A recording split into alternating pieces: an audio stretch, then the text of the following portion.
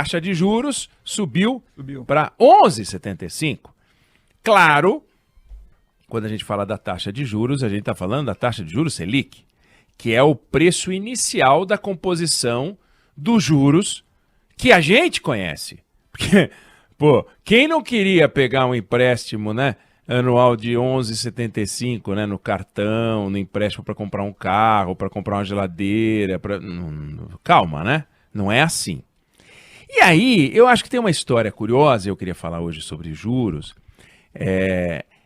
A crise, ou as crises, e o Brasil atravessa uma crise econômica, uma crise social, uma crise política. As crises, elas têm um lado bom. Na verdade não tem lado bom nenhum, né? Alguém vai dizer, pô, que lado bom? Pô, para de falar que a crise tem lado bom. Bom é crescimento. Não, tudo bem. Mas o lado bom da crise é que você para e começa a discutir os problemas reais de um país. E o Brasil tem problemas reais que ele está conhecendo agora. Por exemplo, a formação do preço do combustível. É um problema real. Nunca se discutiu tanto o combustível, a composição do preço do combustível, o papel da Petrobras, o papel das distribuidoras, a taxa de lucro, monopólio, não é um monopólio, construção de refinaria, não. Nunca se discutiu tanto importação, exportação, né? O Brasil passou a saber que tem fertilizante. Em algum momento da história do Brasil, a gente ficou preocupado com fertilizante, tirando o pessoal que trabalha no agronegócio. Mas no dia a dia, você vai comprar uma folha de alface, né, um maço de alface, e fala assim, nossa, aqui tem um fertilizante, eu acho que é potássio, fosfato. Ninguém nunca se preocupou com isso, né? O que tem, o que não tem. Você quer ir lá comprar por um preço razoável. Aí o preço não fica razoável, aí o preço começa a subir, os alimentos começam a ficar mais caros. Aí você descobre que é porque o Putin invadiu a Ucrânia. Você fala, não é possível, meu. Não é possível que eu tenha problema com o presidente do Brasil, com o candidato de oposição do Brasil, com o governador, com o prefeito e com o Putin. O Putin. Então a gente descobriu os fertilizantes, o Brasil descobriu os fertilizantes, é uma coisa fantástica. A gente descobriu a composição do preço da energia elétrica. A gente foi apresentado aos impostos. A gente está discutindo o custo do Estado brasileiro, como nunca se discutiu, né? A gente está discutindo segurança jurídica, o papel dos poderes, vê se tem cabimento. Você imaginar que o brasileiro hoje, não é que se discute isso no final de semana, né? O seu time vai jogar e você fala assim, segurança jurídica, no estádio de futebol, todo mundo grita segurança jurídica. Não, mas esses assuntos começam a fazer sentido. E aí você vê a taxa de juros subir e você diz, puxa vida, o que está acontecendo, né? Todos os países sobem a taxa de juros desse jeito? É essa a ferramenta para combater a inflação? É só essa ferramenta de que a gente dispõe? Bom, se quando sobem os juros, né, o juro Selic, toda a economia fica mais cara, bom, quando baixa o juro Selic, toda a economia deveria ficar mais barata. Só que quando o Brasil chegou a ter juro negativo, e a gente chegou a ter juro negativo, em 2020 a gente teve uma inflação que estava acima da taxa de juros. Então o juro era negativo. Aí você ia pegar um empréstimo no banco e era caro. Você fala, bom, mas espera aí, então não estou entendendo. O empréstimo fica caro quando o juro sobe. Quando o juro desce, o papel não fica barato, o empréstimo não fica barato. Então a gente tem um problema estrutural no Brasil na composição dos juros. É um negócio complicado, nos juros que interessam, que é o nosso. Você vai comprar geladeira, você vai comprar um par de tênis, você vai comprar um televisor, você vai abrir um pequeno negócio. Quer dizer, um negócio pequeno, uma franquia ou uma pequeno negócio, se aquilo que você vai ganhar na sua operação, comprando e vendendo aquilo que você compra e vende, não rende aquilo que você tem que pagar para o banco porque você pegou um dinheiro para poder abrir o seu negócio, você não abre o negócio. E se você não montar o seu negócio novo, como é que as coisas vão rodar se todo mundo tomar a decisão de não abrir um negócio? Como é que fica a economia de um país? Aí fica todo mundo botando dinheiro no banco? Só que as pessoas não têm dinheiro para botar no banco. Tanto que elas vão ao banco pegar dinheiro. Se uma pessoa tivesse dinheiro, ela ia se financiar com capital próprio, eventualmente. Mas não, ela não tem. Ela vai ao banco pegar dinheiro. Aí ela vai ao banco pegar dinheiro, o banco coloca tantas condições, tantas imposições, tantas restrições, que ele não consegue. Aí a grande empresa consegue com mais facilidade e a pequena empresa não consegue. E aí a economia não roda. E aí todo mundo olha para os bancos e diz, são esses caras aí, esses bancos ganham um lucro extraordinário e tal. E eles têm, de fato, um lucro extraordinário. Aí você vai falar para eles, bom, vocês então vivem dos juros. Eles falam, não, você não entendeu, deixa eu te falar. A diferença entre o dinheiro que a gente capta e o dinheiro que a gente empresta, que é o spread bancário, esse spread, um bolo principal, o grosso desse dinheiro, não fica com a gente. Um pedaço importante vem da inadimplência, porque a gente empresta e as pessoas não pagam. Eles dizem que quase 40% do spread bancário decorre da inadimplência. Eles falam, por exemplo, que tributos, despesas tributárias, regulatórias, etc., vai quase um quarto desse spread bancário. E, de fato, você tem muito tributo. Aí vem um candidato, e está cheio de candidato aí, falando assim, vamos taxar os lucros dos bancos, vamos aumentar a taxa dos... Aí você põe mais imposto sobre o banco, adivinha o que vai acontecer com o empréstimo bancário, vai ficar ainda mais caro. Então, as respostas elas não são simples. Para a gente entender como é que esse monstrengo funciona, a gente tem que mergulhar nisso.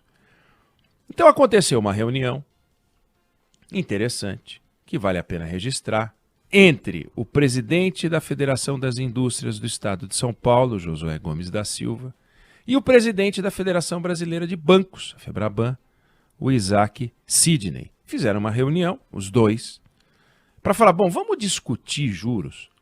Vamos apresentar um documento entre indústria, que depende dos bancos, e bancos que se alimentam do mercado para ganhar o seu. Vamos. Então, montaram um grupo de trabalho, vão montar um grupo de trabalho, fizeram um acordo para montar um grupo de trabalho para apresentar um documento final para o governo e para o Congresso Nacional. A Febraban já tinha apresentado, tempos atrás, um raio-x da composição dos juros, e agora vão sentar para estruturar esse documento. Vai ser um bom documento para servir de base para a gente discutir os juros no Brasil. Segundo o Isaac Sidney, dando uma declaração sobre esse grupo de trabalho, ele disse que 80% do spread bancário vem desses custos que eu falei, operação de crédito, inadimplência, impostos. Tem uma coisa maluca. Quando um banco empresta dinheiro e a pessoa não paga, não é só inadimplência, não, ele precisa executar a garantia. No Brasil, só consegue o banco executar 15% das garantias. Então ele fala, bom, se eu não vou conseguir executar todas as garantias, eu não vou emprestar, ou eu vou exigir milhões de garantias. Aí o camarada vai emprestar 10 mil, pede 100 mil de garantia. Pô, aí não dá. Você vai pegar 20 mil reais, você vai empenhar o seu carro para pegar 20 mil reais? Para pegar 2 mil reais? Não tem cabimento um negócio desse. Nos outros países, é 80%, 85% da execução das garantias, do resgate das garantias. No Brasil é 13%, 15%. Então, é uma distorção. Temos um problema, né? Tem coisas a fazer. Tem competição que tem que aumentar, as fintechs vêm aí estão aí e ajudam, mas não resolve tudo. E o presidente da Fiesp, o Josué Gomes da Silva, também a propósito desse encontro, disse aquilo que é um fato indiscutível. Os juros altos são um entrave extraordinário ao desenvolvimento. Se você não consegue ter um dinheiro a um custo razoável, como é que você vai ser competitivo? E ele fala em nome da indústria. O que a gente está vendo na indústria brasileira hoje? Que virou uma contradição em termos. Ou é indústria ou é brasileira. Virou um problema, virou um nó. E a indústria ficando cada vez menor, cada vez menor, cada vez menor, cada vez menor. Eu me refiro ao peso da indústria no PIB nacional. E isso impede, dificulta a criação de riqueza, a criação de renda, a geração de emprego. É um nó complicado. Quer dizer, a taxa de juros de um país é o preço que você paga pelo acesso ao dinheiro. Taxa mais baixa, mais dinheiro na praça. Taxa mais alta, menos dinheiro na praça. E é isso, só que tem uma variável aí que é a inflação. Então começa a subir a inflação, você vai lá e sobe os juros. Tem autores, tem economistas, como o André Lara Rezende, por exemplo, que defende que, no limite, o aumento da taxa de juros não baixa a inflação. É um debate quente entre os economistas. Ele lançou um livro em que ele fala sobre isso. Não, se você fica aumentando demais os juros, chega uma hora que você aumenta a inflação. Os economistas têm fortes correntes que são contrárias a essa visão. Mas olha como esse é um tema complexo.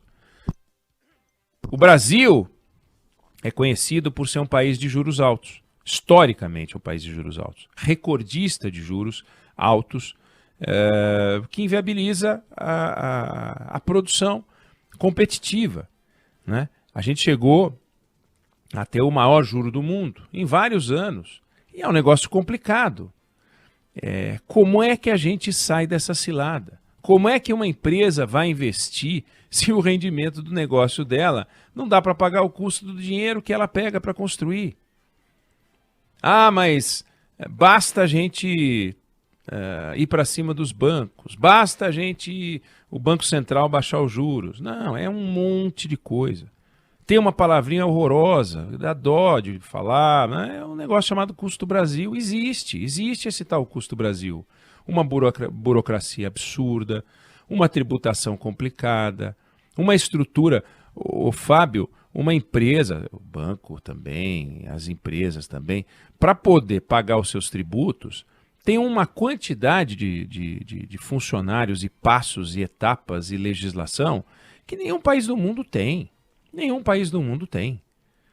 Os desafios tributários de uma empresa que opera no Brasil, estrangeira, que são as que mais conhecem as comparações, né, entre a realidade nacional e internacional, elas dizem, a gente tem um pedaço da nossa operação no Brasil, 3, 4%, e que dá 80% da dor de cabeça. Então é um negócio desproporcional. Você tem spread? Tem. Você tem o custo Brasil, você tem burocracia, isso que eu falei da retomada das garantias.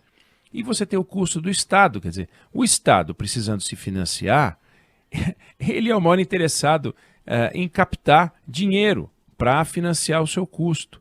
Então o Estado pesado, complicado, endividado, compete com a iniciativa privada, oferecendo, só que ele tem uma coisa, ele tem o Banco Central, as empresas não têm o Banco Centralzinho para poder arbitrar a taxa de juros, e o Banco Central está lá. Então é um negócio extremamente complicado. Se a gente não avançar, se a gente não investir nisso, se a gente não enfrentar essa discussão, a gente está frito, porque a gente vai ficar só numa ferramenta. Só numa ferramenta. Imagine um país que não tem plano B. Não dá. Quando foi feito o Plano Real, a gente dependeu só do Banco Central, só do manuseio da taxa de juros. Porque a gente deveria ter feito todo um trabalho fiscal, ou seja, de reestruturação das contas públicas, que não foi feito e que não foi feito até hoje. As contas públicas brasileiras continuam a ser como sempre foram, uma desorganização muito grande. Então, conjunturalmente, a gente pode estar melhor, pode estar pior, mas a forma como a gente opera é muito distorcida. Se a gente não avançar nessa frente, a gente está frito. Então, palmas para essa iniciativa, né? Febraban e Fiesp se reunindo para apresentar um documento, tomara que esse documento seja didático, para que o brasileiro consiga entender, né? Assim como hoje ele já percebeu no mundo dos impostos, né? Você pega uma nota fiscal hoje e você vê quanto que você paga de imposto, você já se assusta, você já percebeu que você trabalha de janeiro a maio para o governo e de junho em diante para você, só que as suas despesas duram 12 meses, já deu para perceber. E agora nós vamos poder discutir mais a fundo esse tal de juros, que é um monstrengo, é real. Em qualquer lugar do mundo tem juros, em qualquer lugar do mundo os juros sobem, os juros descem. Só que no Brasil Eles sobem e descem ao sabor dos interesses e das análises enfim, e do trabalho do Banco Central, mas para nós, mortais, eles estão sempre altos. No cartão de crédito. O cartão de crédito é uma coisa, se você bobear, você está frito. E com a taxa de endividamento que tem no Brasil, dos países mais endividados do mundo, com um monte de gente inadimplente, como é que a gente vai enfrentar, como é que a gente vai pagar com o fruto do nosso trabalho essa monstruosidade que explode todo mês, gerando números absurdos? Então, parabéns pela iniciativa, vamos ficar em cima, está aí um tema importantíssimo para nós.